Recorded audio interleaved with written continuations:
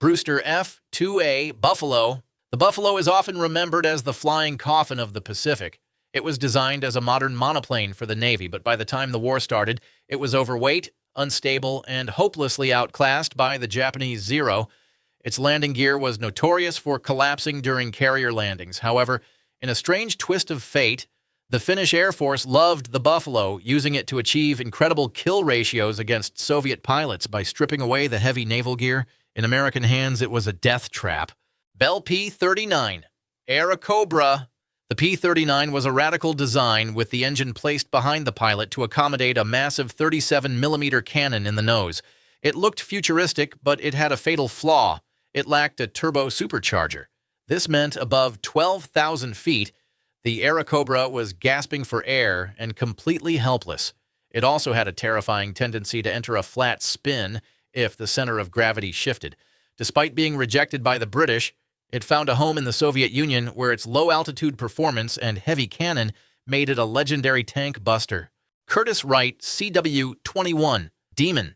The Demon was an interceptor designed for pure climb rate. It was incredibly light and fast for its time, but that speed came at a cost. It had zero armor and no self-sealing fuel tanks. It was basically a racing plane with machine guns.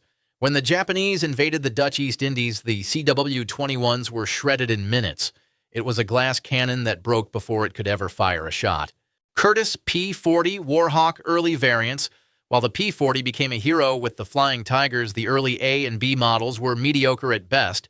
They were heavy, lacked high-altitude performance, and couldn't outturn anything the Axis flew. Their only saving grace was their ruggedness and high diving speed. In the early days of 1941, American pilots were forced to fight a defensive war in a plane that was already 5 years behind the curve. Vultee P-66 Vanguard. The P-66 was a plane looking for a home. Originally built for Sweden, it was confiscated by the U.S. after the war broke out. It was fast and agile, but its narrow landing gear caused constant ground loops and crashes. It ended up being sent to China, where it performed poorly and was often confused for Japanese aircraft by friendly anti-aircraft crews. It was a fighter that was more dangerous to its own pilots than the enemy. Republic P-43 Lancer. The Lancer was the awkward middle child between the P-35 and the legendary P-47 Thunderbolt. It featured a turbo supercharger that gave it great high-altitude performance, but the fuel system was a disaster. The tanks leaked constantly, and the plane was prone to catching fire. It was relegated to photo reconnaissance and training because no commander wanted to send pilots into combat in a flying tinderbox. Bell P-63 Kingcobra. The Kingcobra was Bell's attempt to fix everything wrong with the P-39. It was faster, bigger, and better at altitude, but the U.S. Army Air Corps already had the P-51 Mustang. With no mission in American service, almost the entire production run was sent to the Soviet Union. It was a good plane that arrived too late and was eclipsed by the true legends of the war.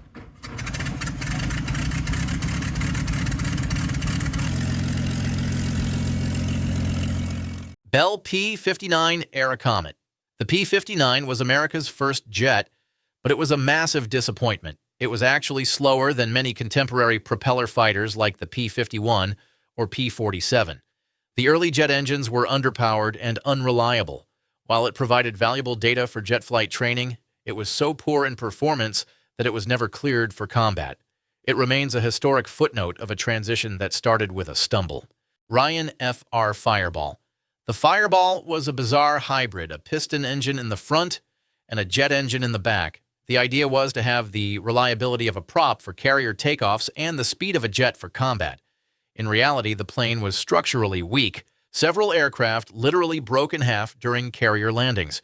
It was a complex solution to a problem that was better solved by pure jet designs like the FH Phantom. Convair XP-81. This was another hybrid experiment using a turboprop in the nose and a turbojet in the tail. It was designed as a long-range escort, but the technology was far from ready. The turboprop engine was a nightmare to maintain, and the plane was incredibly heavy. By the time they ironed out the bugs, the war was over, and the jet age had moved far beyond this mechanical chimera. Douglas P-70 Nighthawk. When the U.S. needed a night fighter fast, they took an A-20 Havoc bomber and stuffed it with radar and cannons. The result was the P-70. It was heavy, slow to climb, and its radar was often broken. It was so sluggish that it struggled to catch enemy bombers, which was its only job. It served as a stopgap until the P-61 Black Widow arrived, but it was largely ineffective in the dark skies of the Pacific. Lockheed XP-58 Chain Lightning. The Chain Lightning was supposed to be a massive, heavily armed version of the P-38. It went through endless design changes, from a tank buster to a high-altitude interceptor. By the time the prototype flew, it was 5 tons overweight and the engines were constantly failing. It was a victim of requirement creep, where the military kept asking for more until the plane couldn't fly at all. Fisher P-75 Eagle. The P-75 is the ultimate example of why you don't build a plane out of spare parts. Fisher Body tried to combine the wings of a P-40, the tail of an A-24, and the landing gear of an F-4U. The result was a Frankenstein monster that was unstable and slower than the planes it was made from. It was a colossal waste of money and resources that was canceled after only a handful were built. Curtiss P-60. The P-60 was Curtiss Wright's desperate attempt to stay relevant. They kept iterating on the P-40 design, changing engines and wings over and over. Each version was just as mediocre as the last. While the Mustang and Thunderbolt were winning the war, Curtiss was stuck in a loop of failed prototypes. It was the Groundhog Day of aviation history. McDonnell XP-67 Bat. The Bat was one of the most beautiful planes ever built, designed with a blended wing body for maximum aerodynamics, but beauty didn't translate to performance. The engines ran so hot they frequently caught fire, and the plane never reached its projected speeds. During a test flight, the prototype was destroyed by an engine fire, ending the life of this futuristic but flawed interceptor. Vultee XP-54 Swoose Goose. The Swoose Goose was a pusher prop design where the pilot sat in a pressurized cockpit and entered through a literal elevator. It was heavy, slow, and the complex engine cooling system never worked properly. It looked like something out of a sci-fi comic, but it lacked the performance to even match the fighters already in service. Curtiss XP-55 Ascender. The Ascender was a canard design with the small wings in the front and the engine in the back. It was intended to be highly maneuverable, but it turned out to be dangerously unstable. It had a habit of stalling and entering an unrecoverable flip. The name Ascender became a joke among pilots who called it the Assender because the engine was in the rear. Northrop XP-56 Black Bullet. The Black Bullet was a tailless flying wing powered by a massive radial engine. It was made of magnesium, which is highly flammable.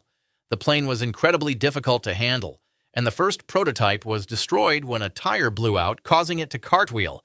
It was an ambitious attempt at a radical shape that the technology of 1943 simply couldn't support. Grumman XF-5F Skyrocket. The Skyrocket had a unique look with its nose starting behind the leading edge of the wings. It was supposed to be a high-performance naval interceptor with incredible visibility. However, it suffered from cooling issues and landing gear problems. While it was fast, the Navy decided it was too complex for carrier operations and chose the F-4U Corsair instead. Curtiss XP-46. The XP-46 was intended to be the successor to the P-40. It was smaller and sleeker, but by the time the prototype flew, it was already slower than the improved P-40D. It offered no significant advantage and was immediately abandoned. It was a classic case of a replacement being worse than the original. Tucker XP-57. Designed by a car company, the XP-57 was supposed to be a lightweight pea shooter made of steel. The idea was to build a fighter that didn't use critical aluminum, but the engine never arrived and the company went bankrupt. It remains a paper project that proved car manufacturers should probably stick to the road. Bell XP-77. The XP-77 was a tiny fighter made almost entirely of wood. It was an emergency design in case aluminum became scarce. It was so small that it was difficult to fly and extremely cramped. Once it was clear that the U.S. had plenty of aluminum, the wooden fighter was seen as a relic and scrapped. It was a solution to a problem that never happened. The story of the American fighter in World War II is often told through its victories. But these 22 failures are just as important. They represent the trial and error, the mechanical risks, and the hard lessons learned in the pursuit of air supremacy. Without the failure of the Buffalo, we might not have appreciated the Hellcat. Without the struggle of the P-39, we might not have perfected the Mustang. Every failure was a stepping stone toward the dominance of the American sky.